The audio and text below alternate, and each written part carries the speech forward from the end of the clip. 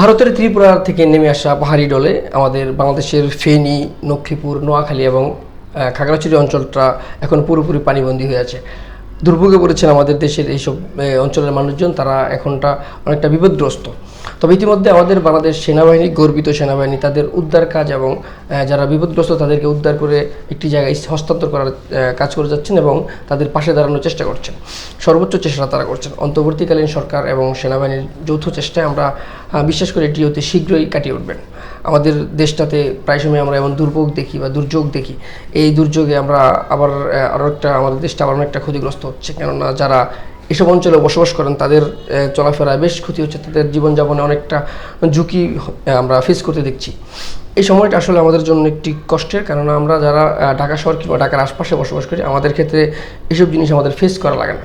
তবে যারা পাহাড় অঞ্চল কিংবা তারা নদীপথ অঞ্চলে বসবাস করেন তাদের প্রায় সময়ই বিভিন্ন রকমের দুর্ভোগের শিকার হতে হয়। তবে এই যে বাংলাদেশের বর্তমান অবস্থা, যেটি নিয়ে আমরা আজ অনেকটা চিন্তিত।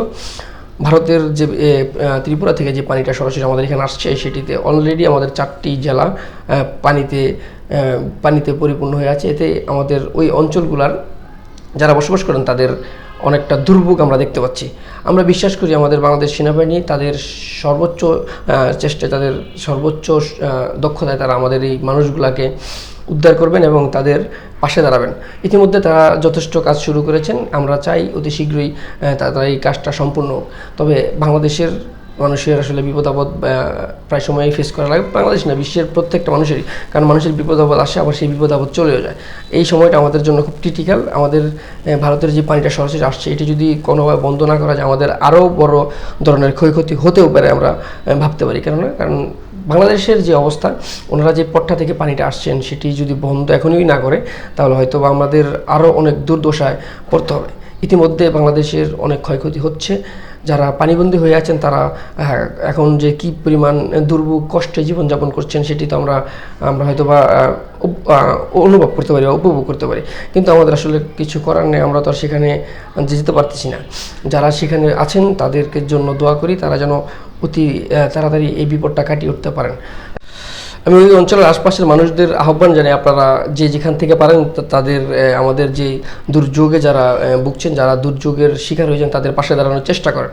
বাংলাদেশ সেনাবাহিনী যে চেষ্টাটা করছেন আপনারাও তাদেরকে সহযোগিতা করেন। এই যে 4টি অঞ্চলের যে বর্তমান যে পরিস্থিতি, যে অবস্থা বিরাজ করছে, এটি যদি আপনারা একটু সহযোগিতা করেন তাহলে হয়তো বা অতি শীঘ্রই এটি কাটিয়ে উঠে একটি সমাধানে চলে আসবে।